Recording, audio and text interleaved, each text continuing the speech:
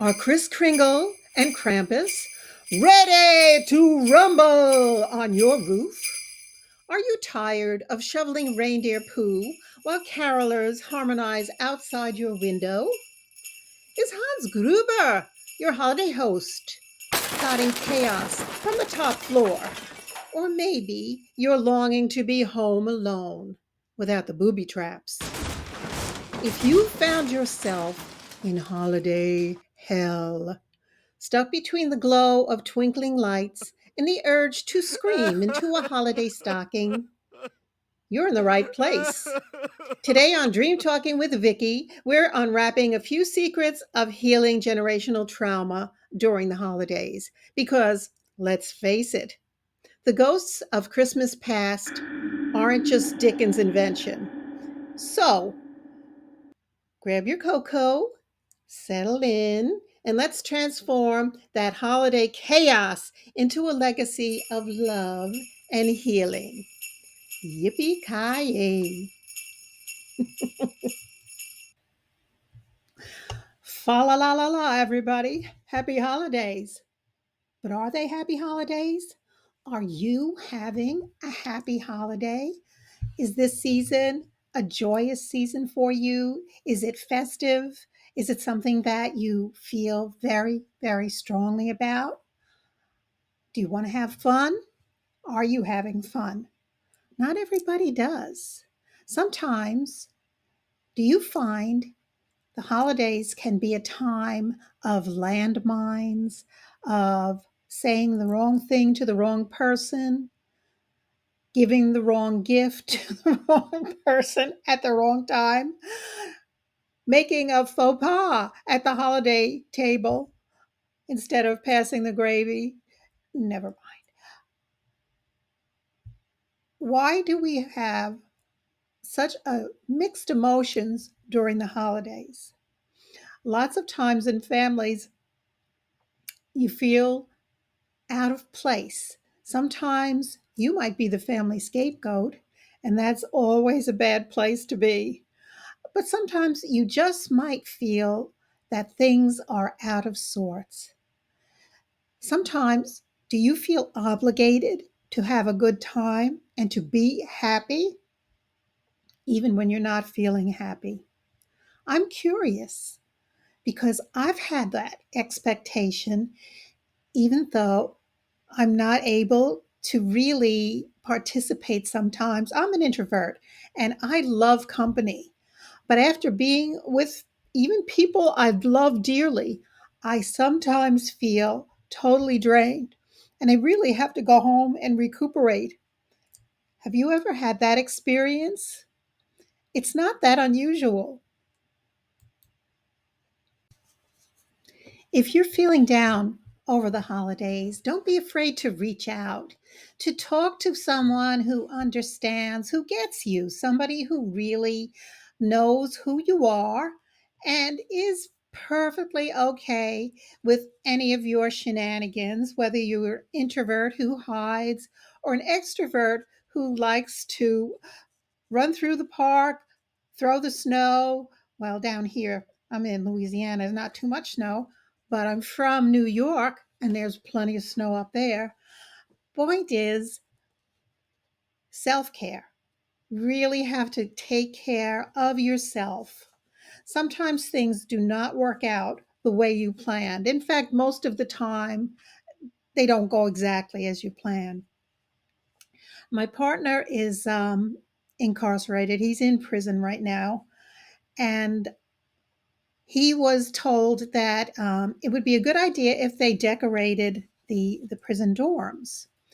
And he is not an artist, but he is a speaker, an actor, an entertainer. He wrote a poem, and it's based on the night before Christmas, but it's a little more personal. It's called Even Here. 'Twas the night before Christmas, and here in the dorm 7, all the inmates were sleeping, 'cept me in bunk 11. I gazed through the window at the star-filled night sky and wished to see Santa and his reindeer that fly. For when I was young, I knew each one by name. And I still know today I can name them the same. There was Dasher and Dancer, who led Prancer and Vixen, then Comet and Cupid, lastly Donder and Blitzen. But in the front was the best, with his snozzle that glows, for Rudolph would lead them with his bright shiny nose. Then right out of nowhere, something flashed through the sky.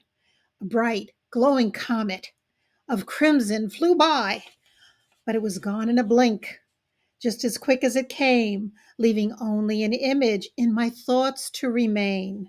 Call it crazy or silly, but I believe it's true. I believe I saw Santa cross the sky as he flew, and I marveled with joy to have seen such a sight. My Christmas wish granted on this Christmas Eve night. Now I know even here Christmas dreams can come true. Yes, even for inmates, just like me and like you. So I whispered these words as I closed my eyes tight. Merry Christmas to all, and to all a good night. Well, I'm glad that you're not incarcerated. It's definitely not where you want to be. But they decorated the dorm and they made the best of it. The holidays don't have to be that extreme for you to feel the stress and to feel the tension. The important thing is try to take a step back and find even one thing you're grateful for. It makes all the difference in the world. Well, you know how things go. I mentioned usually not as planned. My landlord decided that this would be the perfect time to paint the house. He said that there's an inspector coming for insurance purposes and that it was urgent that we get the house in order immediately. This is the week before Christmas. So the Christmas tree comes down, the decorations come down, and I have to sort through things to try to make room for all the things I want to get rid of before the painter comes. And yeah, not too festive, not too happy, stress. But I found some letters that my mom gave us. I have a bunch of siblings, and she divided up letters that she received from my dad during World War II while he was overseas. They corresponded for the 4 years. A lot of drama in there. But one of the letters was a Christmas letter. And I thought, no, this is not a coincidence. This is sometimes happen for strange reasons. I'm looking for the bright light for this painting situation. It's a little traumatic, but this was worth it. This was so worth it. This is postmarked 1943. And yeah, Merry Christmas, a happy, victorious New Year. And inside, the sentiment is from inside Hitler's Festung Europa, Sergeant Chick Trancho. That's my dad. And he wrote a beautiful note to my mom. My thoughts are always with you. I will be thinking of you more than ever on this day, and pray that we will spend the next one together. I love you, my darling, Reuben James. Chick was his nickname. Now, what a beautiful gift for me to see that again in the midst of, yeah, that word, a little more chaos. And it just brings home that sometimes I talk about generational trauma a lot and healing from generational trauma. And if this didn't tell me that both of my parents are watching out, keeping an eye on things, patting me on the top of my head and saying, Victoria, it's time to take calm, deep breaths and just relax. It's okay. The holidays are going to be fine without a tree in your house. My neighbors are amazing. They have beautiful decorations. I can take a peek at their tree, their decorations. They are the best. So the point is, yeah, I'm stressed. Can you tell? But I'm not nuts about it. There is a mixed blessing in this. The house will be nice and clean, and hopefully this will be finished soon. And yeah, 'tis the season. Ancestors do watch over us. I know it. I have these experiences all the time, and I would be very curious to know if you have similar experiences. In fact, I had a dream about my dad, which is very unusual. I mean, I rarely dream of him. Maybe the ones that I remember I could count on both hands, and he's been gone since 2000. So he was, and in this dream, he was looking very dapper. He was looking very, 40s, 50s, yeah, fedora and everything. So, yeah, I think they always watch out for us. And the things that we think are tremendously stressful, they're probably just shaking their heads and thinking, you ain't seen nothing yet. Relax, go with the flow, because the holidays, there are a lot of expectations attached to them. So I think if we can just put things in perspective, keep an eye out for that one thing that you can be grateful for, it changes your whole outlook. What do you think? Have you had any dreams or anything where you've had a feeling that they're watching over you or they're sending you a message? I would be curious if you put something in the comments. I would really, really be curious, because I've had friends tell me that they've had similar experiences. But finding this, Merry Christmas, it is a Merry Christmas. Yes, and it continues to be.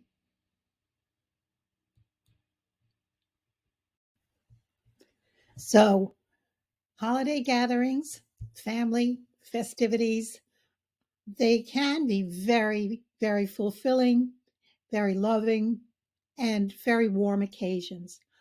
Sometimes that's not so much.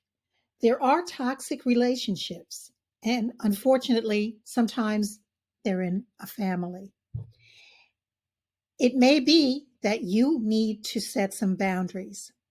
And if you need to distance yourself because it's affecting your mental health and your well being, this is also a healing practice. This is healing trauma too.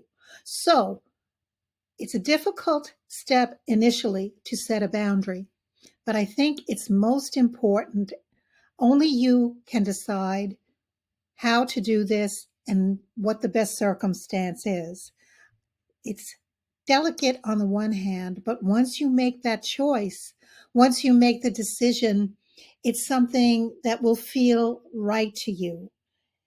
You won't feel that stress. In fact, you probably will feel a certain sense of relief.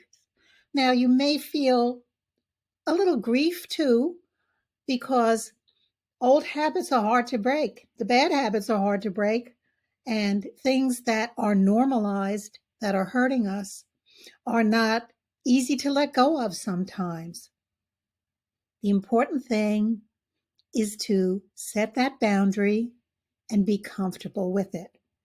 If you can do that, it might help you have a much happier, healthier holiday. I have friends who spend the holidays with their friends who are, in fact, their chosen families. It's not right, it's not wrong, it's what's good for you. And you have an option. You can make a choice if you feel that that's what you want to do.